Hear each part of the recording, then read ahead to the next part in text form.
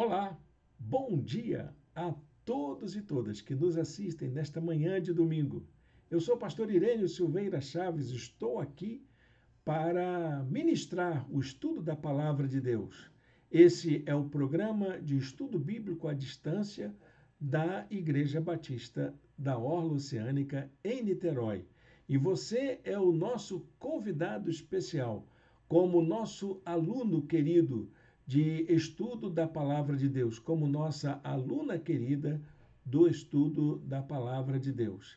Você é bem-vindo, você é bem-vinda à nossa sala de aula, a esse programa que tem abençoado a vida de tantas pessoas. Espero que esse estudo faça bem para você e que você possa crescer espiritualmente na sua jornada espiritual com o conhecimento da Palavra de Deus. Nós temos um material de estudo disponível para esse curso que estamos fazendo, que é sobre o livro de Êxodo. Ele está disponível em nosso blog. Você pode achar o endereço do blog aqui embaixo, nas descrições do vídeo. E aí você então acessa a página de estudos e ali está a apostila desse estudo que você pode baixar gratuitamente, como também o link para a playlist das aulas anteriores, que se você perdeu, pode recuperar aí, estudando em casa, no seu horário, do seu jeito, com a sua Bíblia, com o seu material de estudo, a apostila e tudo que você quiser fazer para fazer as anotações. Eu sei que você é um estudioso aplicado da palavra de Deus. E isso é muito bom, é a razão pela qual nós estamos aqui para oferecer a você um estudo bíblico que seja contextualizado e que esteja voltado para a sua realidade como um servo de Deus. Nós estamos estudando o livro de Êxodo e já estamos na aula de número 5. Eu vou colocar aqui a nossa apresentação para que você possa continuar a nos acompanhar nos estudos e ter acesso às informações de que nós vamos tratar aqui.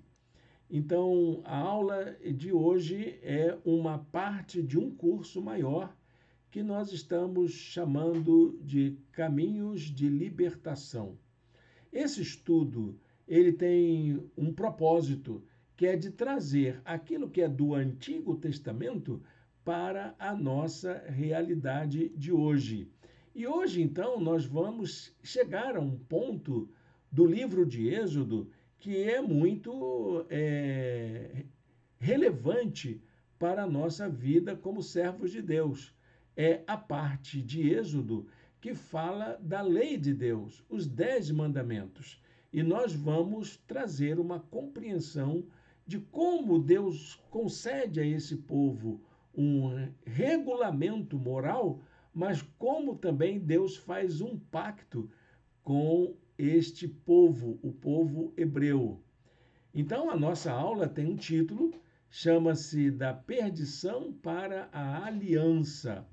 Aquele povo que estava desenganado, aquele povo que estava dominado, explorado, sem identidade, lá no Egito, escravizado, agora eles são chamados a viverem uma nova realidade, que é a realidade de ser o povo de Deus. Mas para isso eles tinham que firmar uma aliança. Eu escolhi um versículo para a gente começar a falar sobre isso, para apimentar a nossa aula de hoje, para acender o nosso desejo de conhecer um pouco mais sobre esta passagem. Êxodo 19, versículos 5 e 6 diz assim: Embora toda a terra seja minha, vocês serão para mim um reino de sacerdotes e uma nação santa. Olha que coisa curiosa. Deus escolheu, em meio a tantos povos, a tantos lugares, tudo é dele, todas as pessoas foram criadas por ele, todas as vidas, todas as formas de vida foram criadas por Deus. Por que que Deus escolheu exatamente aquele povo hebreu que agora estava escravizado no Egito? É simplesmente um ato da vontade de Deus, a vontade soberana dele. E o propósito de Deus com isso era criar para si, como diz o apóstolo Paulo na carta a Tito, o propósito dele era criar para si um povo seu, especial, digno de boas obras. Era isso que Deus queria. E nós somos o povo de Deus. A igreja de Jesus é o povo de Deus hoje. É a continuidade desse projeto divino de ter uma comunidade, uma sociedade de pessoas transformadas pela graça e que tenham uma disposição de servir ao Senhor, um reino de sacerdotes e uma nação santa. O nosso estudo vai estar baseado nos capítulos 19 a 24. Então, você pode abrir a sua Bíblia e encontrar aí as passagens que vão ser mencionadas. Como você já deve estar acostumado, se você é um aluno assíduo de nossa escola bíblica à distância, então você já está acostumado com o nosso material de estudo aqui e sabe que os textos que nos interessam, que aqueles que vão ser citados, eles já estão mencionados aqui do lado. Mas eu digo para você o seguinte: é bom você ter a Bíblia em suas mãos, principalmente se ela é de uma versão diferente da que nós utilizamos em nosso material de estudo. Eu gosto de usar a NVI, já uso a NVI há muitos anos. E essa Bíblia, para mim, ela tem uma linguagem muito mais contemporânea, contextualizada, e ela permite uma melhor compreensão do que as versões mais antigas. Eu vou dizer uma particularidade para você. Eu já pensei até em passar a utilizar novas traduções da Bíblia que nós encontramos hoje. Nós temos pelo menos 3 novas traduções que nos ajudam a ter uma visão mais ampla do texto. De vez em quando eu as cito aqui. Você logo vai encontrar a expressão NTLH, que é a nova tradução na linguagem de hoje. Você vai encontrar também a NVT, que é a nova versão transformada. E tem a NAA, que é a nova Almeida atualizada. São 3 versões bem recentes que a Sociedade Bíblica do Brasil e outras entidades produziram para que o povo de Deus tivesse uma Bíblia numa linguagem mais compreensível do que aquelas antigas versões de Almeida. Lembram delas? De vez em quando eu as uso, porque eu acho que elas têm um valor inestimável. Algumas palavras foram utilizadas com um significado com os quais nós não lidamos muitas vezes hoje. É o caso da versão revista e corrigida, a versão revista e atualizada, são versões muito importantes que nós precisamos também não desprezá-las, mas trazê-las para o nosso conhecimento. Todas elas são versões protestantes, feitas por segmentos protestantes. Mas existem as versões católicas, que também são muito boas, como a Bíblia de Jerusalém, e outras versões utilizadas pela Igreja Católica no Brasil. Eu gosto de examinar esse material. Aliás, nós temos um estudo bíblico que nós fizemos no nosso programa de estudo à distância sobre como compreender a Bíblia, como interpretar a Bíblia. Você acha a playlist aqui na nossa página do YouTube. Acessa lá nas playlists e você vai encontrar uma série de estudos sobre como compreender e como conhecer a palavra de Deus, a Bíblia, as Escrituras. E você vai ver como que é importante você fazer uso de todas as versões para que você tenha uma compreensão mais clara da palavra de Deus. Bom, vamos ao nosso estudo, que é isso que nos interessa. Eu tenho para mim, meus irmãos e irmãs, que Deus tem uma relação com o seu povo que exige de nós mudanças de atitude. Todos nós precisamos fazer deslocamentos da situação onde a gente se encontra, para que a gente possa experimentar aquilo que Deus quer fazer conosco. E ele fez isso com o povo hebreu no passado. Ele estabeleceu uma relação via Moisés, a fim de que aquele povo pudesse celebrar no deserto uma aliança com Deus. A mesma aliança que ele tinha feito com Abraão. Agora nós estamos diante da renovação da aliança em relação à lei que ele ia colocar no meio do seu povo, como uma regra moral válida para todas as gerações. Então, a relação de Deus com o seu povo exigia um deslocamento dessa condição de perdidos, de sem identidade, sem configuração moral, para a aceitação da aliança que ele fez com o seu povo, e isso tem a ver com a aliança que ele faz com a gente. Nós vivemos numa outra era, num outro momento, estamos falando aí de pelo menos 3.200 anos de diferença dessa aliança que ele fez com o seu povo lá no deserto, com a lei. Nós hoje vivemos uma nova aliança, a aliança de Deus através de Jesus Cristo e o seu sacrifício na cruz do Calvário. E é uma aliança diferente? Não, ela é uma aliança com a mesma natureza, com a mesma característica da aliança de Deus com aquele povo no passado. Aquela aliança exigia obediência, exigia observância dos princípios da aliança, princípios morais, princípios éticos, princípios espirituais que o povo de Deus precisava colocar em prática. Não cumpriu aqueles princípios. Ok, vocês não têm condições de ser o meu povo. Essa era a ideia. Essa era a ideia da aliança. Eu vou fazer um pacto com vocês, em que eu prometo protegê-los, guiá-los, guardá-los, dar uma identidade de nação para vocês. E tudo que vocês têm que fazer é observarem com perseverança tudo isso que está previsto nessa lei. Vejam o que a palavra de Deus diz.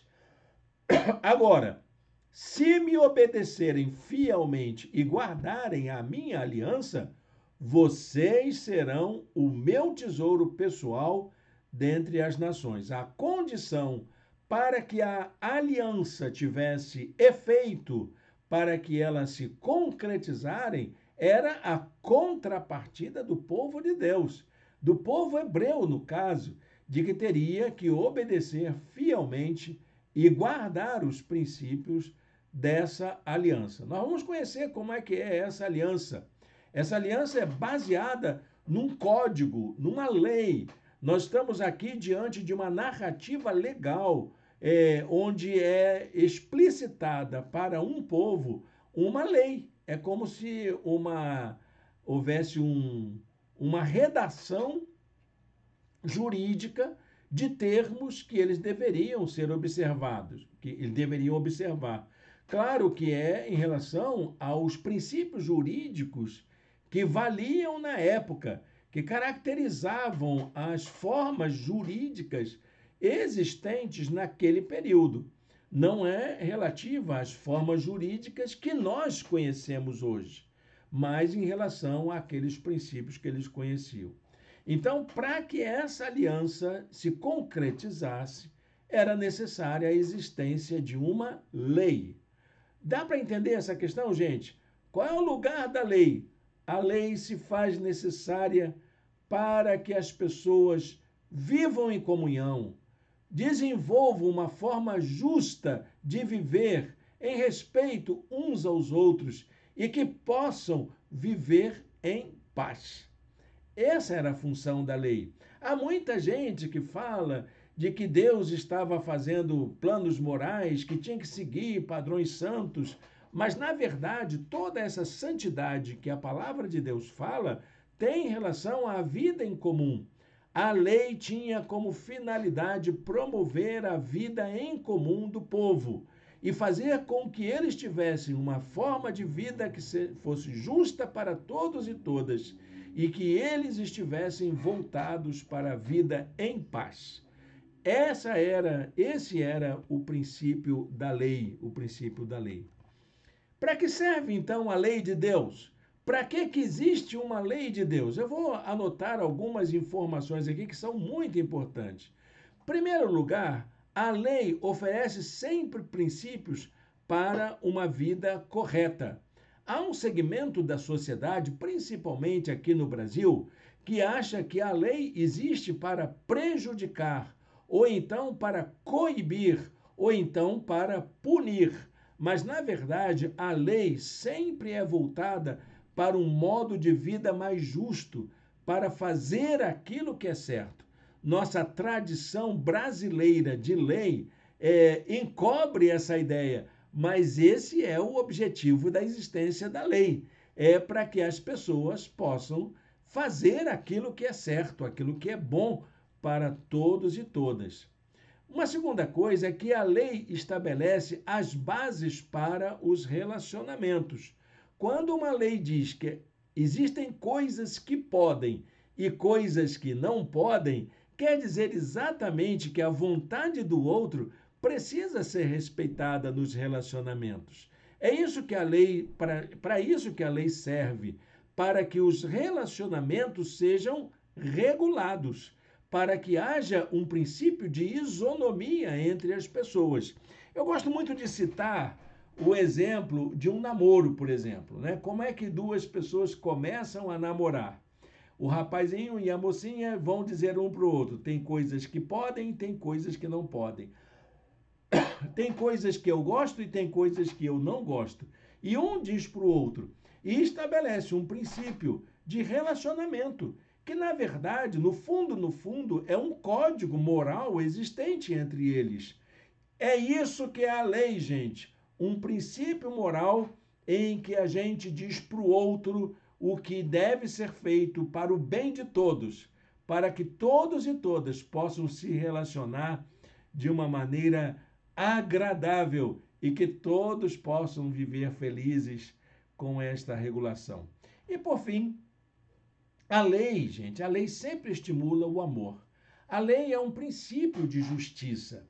E a justiça só se concretiza quando o amor é colocado em prática. Numa organização jurídica, se o princípio da compaixão, do amor, o mínimo que seja, não for colocado em prática, o que nós vamos ter é um punitivismo, é uma forçação de barra, é uma crueldade legal, uma perseguição jurídica, se não houver um mínimo de amor para que haja tolerância, para que haja respeito, para que haja garantia da dignidade de todos.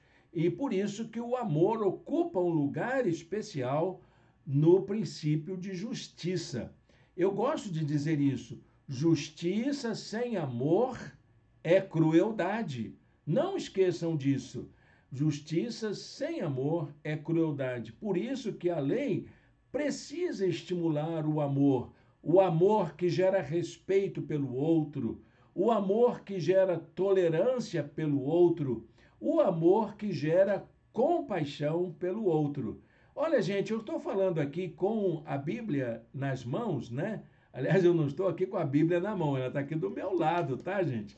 Eu estou aqui falando com a Bíblia ao meu lado, que o princípio de justiça válido é aquele que as Escrituras apontou há muito tempo atrás, que difere de todos os códigos morais que existiam na época e que orienta muitas vezes as práticas de justiça nos nossos dias atuais. Olha, isso é um bom prato para aqueles que gostam de estudar direito, aqueles que gostam de estudar filosofia jurídica. Eu tenho um livro sobre este assunto, chama-se A Sociedade Justa. Ele está disponível na internet, você pode adquirir comprando em livrarias onde eles estão sendo vendidos.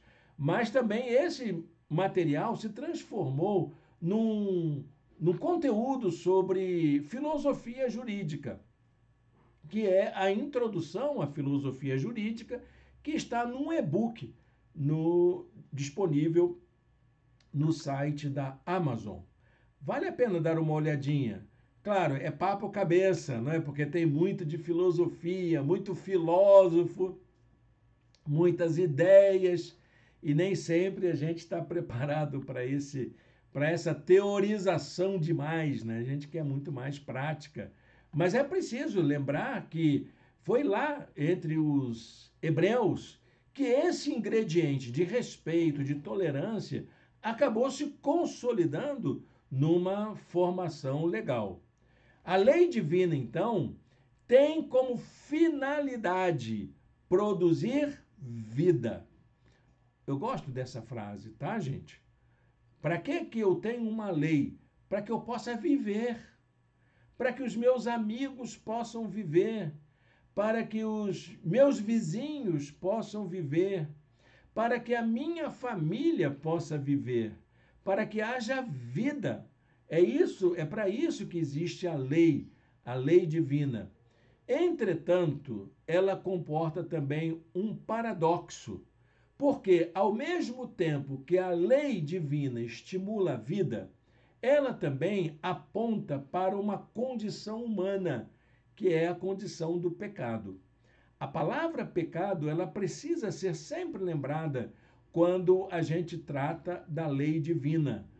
Pecado quer dizer errar o alvo, é transgredir, é romper com a norma. E a gente é de fazer isso. Quer ver uma coisa muito interessante aí na sua casa? Quando você diz para o seu filho, para o seu neto, não faça isso, não saia desse lugar, não faça desse modo. Então, a primeira coisa que a criança vai fazer é tentar fazer aquilo que é proibido. O que é proibido sempre nos atrai mais, não é verdade? Aquilo que é proibido sempre parece que tem aquele gostinho do perigo, de correr o risco de experimentar o novo. Foi assim com Adão e Eva. A lei que eles tinham era muito simples. Você pode comer de tudo que tem no jardim, mas tem uma árvore que você não pode comer. E aí então vem aquela pergunta: por que eu não posso? Eu não sou o administrador do jardim? Que foi a tentação que eles tiveram. Ah, mas Deus disse que se eu comer, eu vou morrer. E a serpente diz: não, você não vai morrer, você vai ser igual a Deus. Que é, na verdade, morrer. Porque aniquilar o humano é exatamente a nossa morte. A morte do ser humano corresponde exatamente à sua aniquilação. E quando a gente tenta ser Deus, pronto, deixei de ser humano.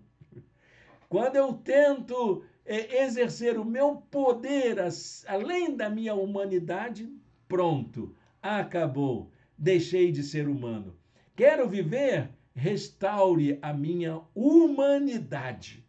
É disso que o pecado fala, porque o pecado ele mostra para gente esse lado humano que é essa vontade de transgredir, impulsionada por um desejo, por uma falta, por uma carência, que é aquilo que nos leva a tomar decisões equivocadas.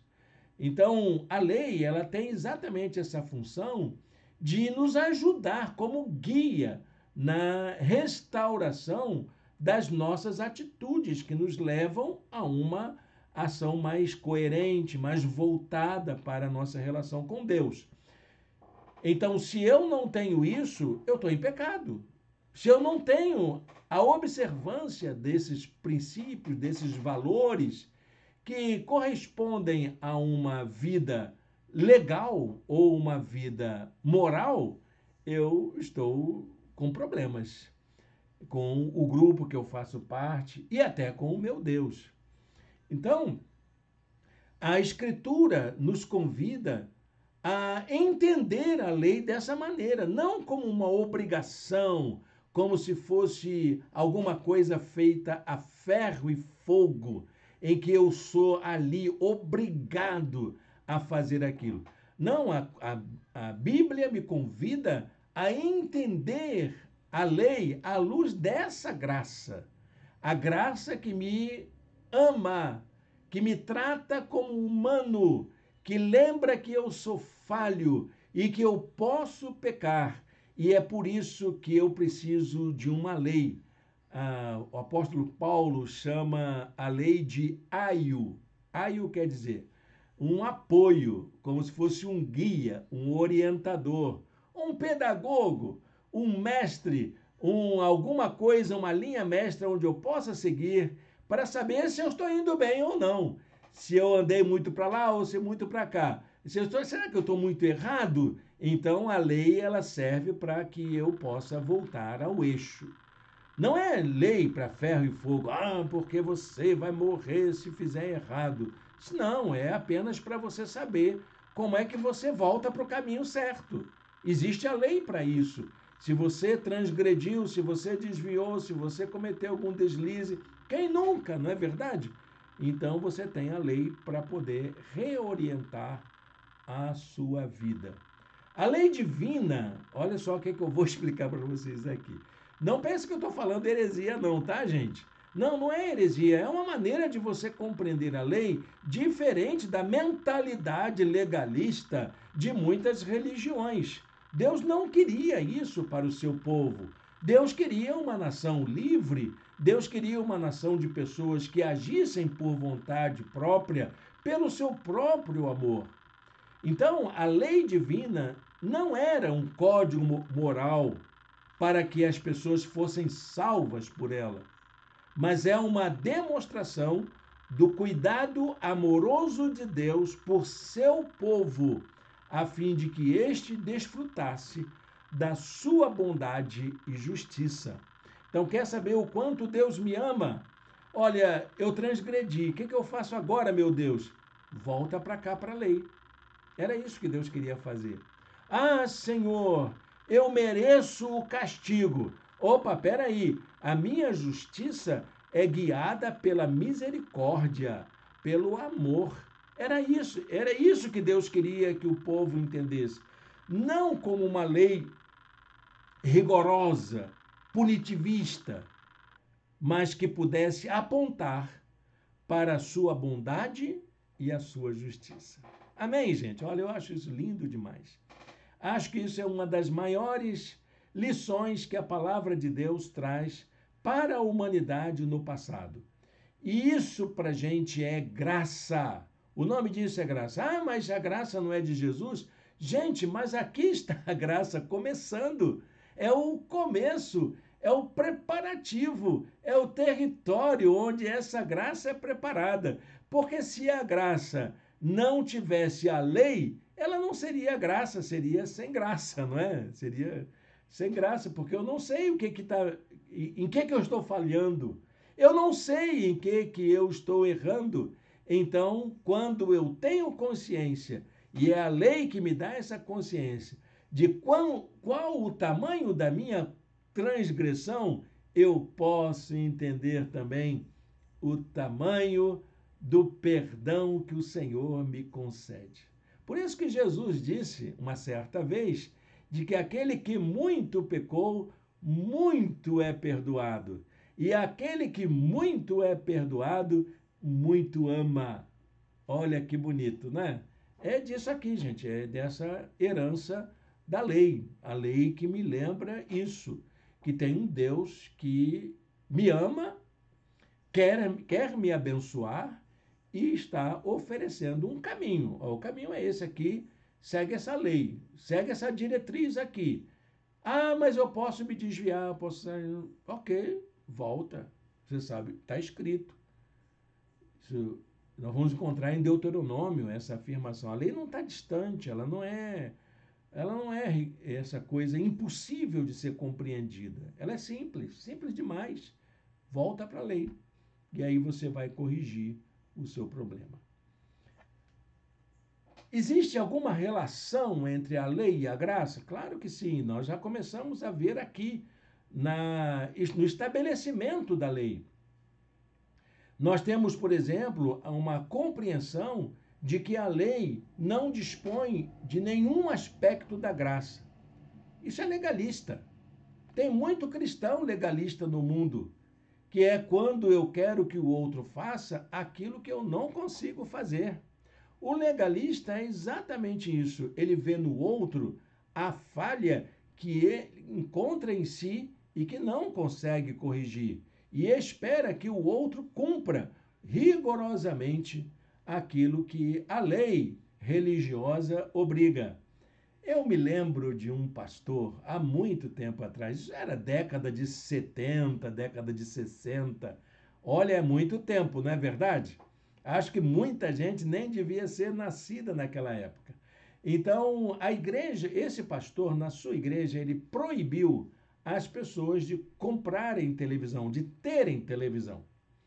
Então, foi uma tristeza muito grande, porque as pessoas queriam ver as coisas. Era a época que a televisão estava surgindo, e então as pessoas ficaram muito tristes e pediam ao pastor para permitirem, muda essa lei, pastor, muda essa regra, ela não tem nada a ver com a nossa cultura.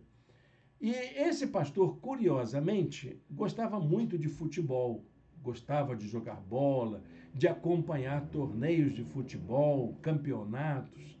E chegou o ano de 1970, que foi o primeiro ano em que a Copa do Mundo foi transmitida ao vivo pela televisão. Olha, adivinha o que aconteceu? O pastor não se aguentou e comprou uma televisão. Levou para a casa dele. E aí, no dia do primeiro jogo, quando ele estava assistindo o primeiro jogo da seleção brasileira, chegou um irmãozinho da igreja para visitá-lo, para conversar com ele, e viu a televisão ali na sua sala e ele assistindo a TV.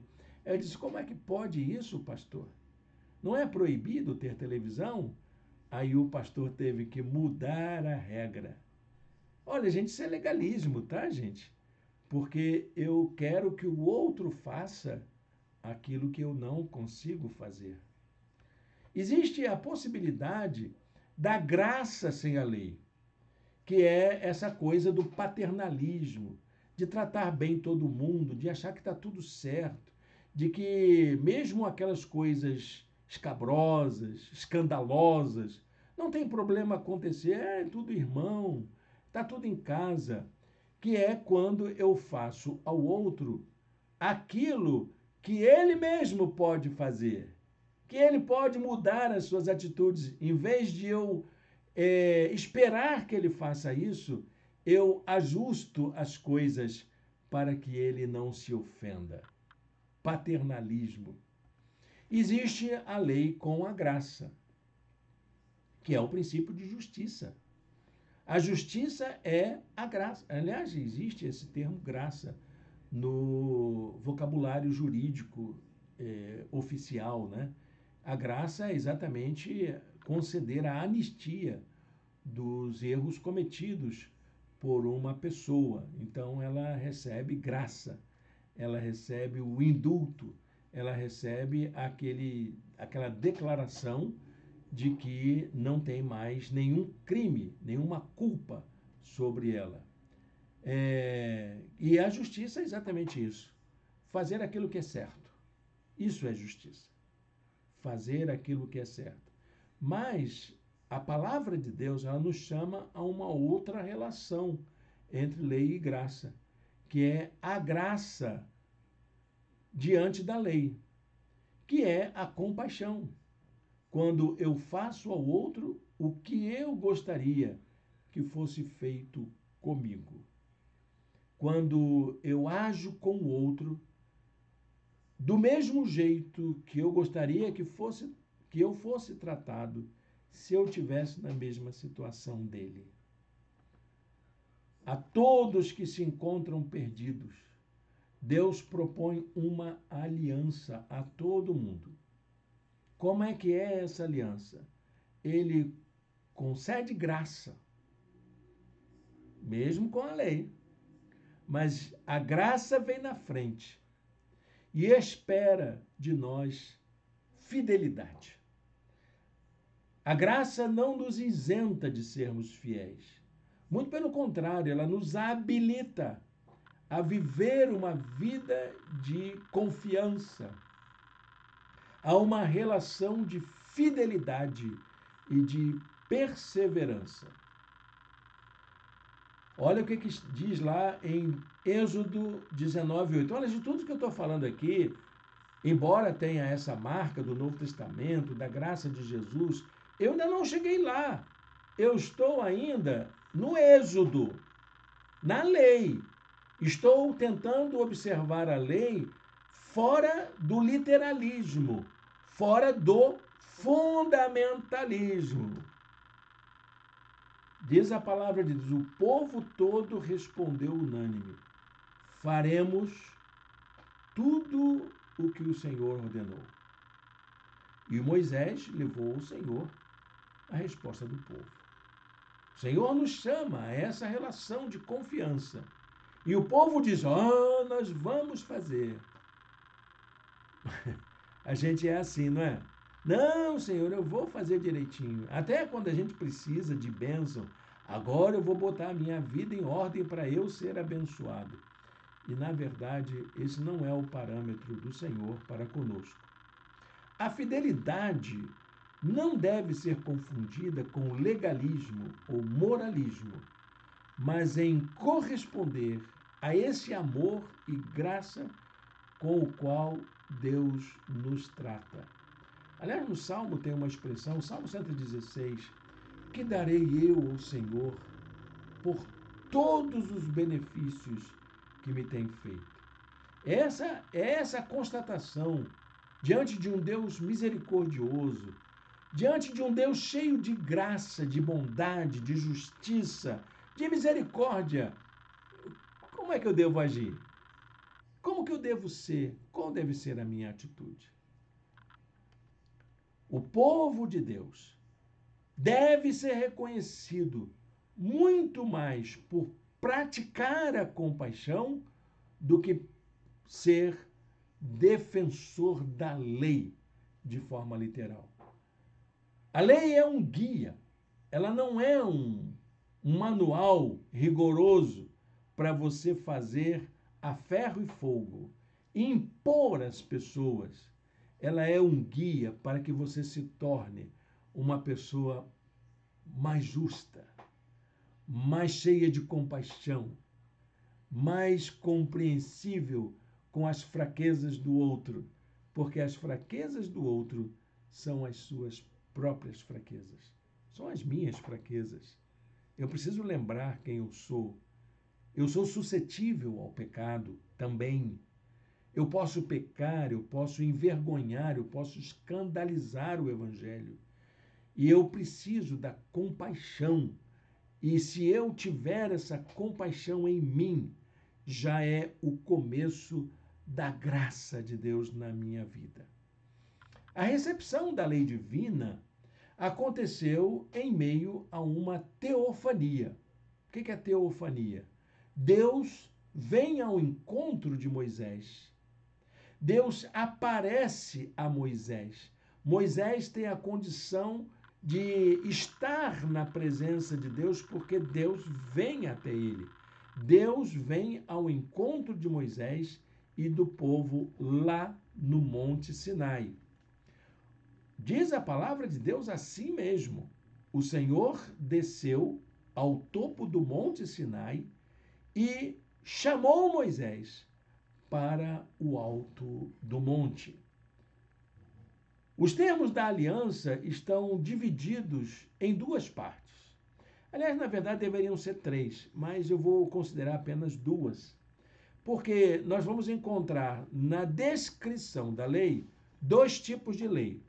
A primeira, os 10 mandamentos, que estão ali presentes no capítulo 20, versos de 2 a 17, que é o tema central da Torá. Quando a gente fala de Torá, nós estamos falando de lei. E a lei é exatamente isso. Só que para que você possa compreender a lei, precisa de toda a história narrada nos 5 livros do Antigo Testamento, do Pentateuco, exatamente para que você saiba que no cerne dessa lição de vida, de transições, de deslocamentos, de conquista de promessa, existe uma lei. E a lei é o centro disso tudo aí. E existem os chamados estatutos sociais para a vida em comum. Então, você vai ter o estatuto celebrativo, que quando o povo recebesse a lei, a tábua dos 10 mandamentos, deveria prestar um culto. E logo em seguida a esse relato celebrativo, existem então os chamados estatutos sociais para a vida em comum, que é o que eu estava falando no começo, que é para que isso que a lei serve, para que as pessoas possam viver bem umas com as outras para terem uma vida comum. E aí você vai encontrar isso nos capítulos 21, 22 e 23 do livro de Êxodo. Então a gente primeiro tem que compreender que 10 mandamentos são esses. Jesus disse para o moço de qualidade que ele precisava decorar os 10 mandamentos. Alguém já decorou? Olha, eu já estudei os 10 mandamentos de várias formas, mas nunca me preocupei em decorar a ordem. Eu posso falar de todos os 10, mas não na ordem com que ele aparece nas Escrituras. E gosto de olhá-los não pelo que está escrito ali em Êxodo, mas por aquilo que eles inspiram. Eu vou fazer algumas anotações aqui para a gente se lembrar deles. Os 10 mandamentos estabelecem uma aliança entre Deus e seu povo, a fim de que este vivesse conforme os seus propósitos. Foi para isso que Deus colocou os 10 princípios, as 10 mais, para que o povo pudesse viver como seu povo. Os 10 mandamentos, então, correspondem às 10 máximas divinas para uma vida melhor. Esses 10 mandamentos apontam princípios fundadores do que seria uma vida bem-sucedida ou uma vida de acordo com os propósitos de Deus. Nenhum ser humano é capaz de guardar à risca os 10 mandamentos. Por isso que a Bíblia estabelece o amor como a atitude mais importante. Então, os capítulos 21 a 23 são conhecidos como o livro da aliança, que é o que vem logo depois dos 10 mandamentos, pois eles contêm normas de convivência social baseada nos costumes da época. E essas leis eram todas baseadas no princípio jurídico que prevalecia naquela época em todas as nações, que é o direito retributivo, ou o princípio da retribuição. Esse mesmo princípio você vai encontrar em outras legislações mais antigas. Muito se fala do Código Babilônico de Hammurabi e outras civilizações antigas que tinham normas muito parecidas com esses estatutos que vamos encontrar nos capítulos 21 a 23. Bom, vamos nos dedicar aos 10 mandamentos? Acho que esses são os mais importantes e vamos ficar com eles aqui. Se você está curioso em saber quais são os estatutos, leiam na sua Bíblia, vai ser muito importante você conhecer. Preste atenção sobre os 10 mandamentos. Tudo começa em Deus, é o primeiro mandamento. A relação com Deus deve ser o principal motivo de nossa realização pessoal. Os 10 mandamentos diz: não terás outros deuses além de mim. Lembre-se, tudo começa em Deus. É dele que nós precisamos. Em segundo lugar, é preciso ter fé. Nós precisamos ter fé na nossa vida. Não podemos comparar Deus com nenhuma outra coisa, divindade ou criatura. Às vezes eu posso até ter confiança em mim mesmo, mas a fé em Deus é essencial. E essa fé em Deus não deve ser comparada a nenhuma estratégia, a nenhum recurso que eu possa dispor hoje na minha vida. Então a Bíblia diz: não farás para ti nenhum ídolo. Preste bem atenção, gente. Tudo aquilo que ocupa o lugar de Deus na nossa vida é um ídolo. Esse ídolo pode ser você mesmo, com sua competência, sua habilidade, sua prepotência. Terceiro, a adoração. A palavra de Deus nos chama a celebrar a grandeza de Deus. O nome de Deus deve ser usado para adoração e não para satisfazer necessidades pessoais. Não tomarás o nome do Senhor, teu Deus, em vão. É o terceiro mandamento. Santificação. Devemos saber administrar bem o nosso tempo para nos dedicarmos a tudo o que é importante para a nossa vida, inclusive em relação à nossa devoção, à nossa espiritualidade, à nossa religiosidade. Lembre-te do dia de sábado para santificá-lo. Olha, meu querido, minha querida, se você não consegue guardar um dia, pelo menos, para poder se dedicar ao Senhor, você vai ter muita dificuldade de cuidar do seu tempo em outras áreas da sua vida. Lembre-se disso. Respeito. Respeito. Saber respeitar os que nos trouxeram à vida é reconhecer a importância de nossa história para Deus. Honra a teu pai e a tua mãe. É o começo. Quem sabe honrar pai e mãe, olha, gente, é um cidadão de bem, é uma pessoa honesta, é uma pessoa que sabe dar valor à educação que recebeu dos seus pais, que não querem envergonhá-los.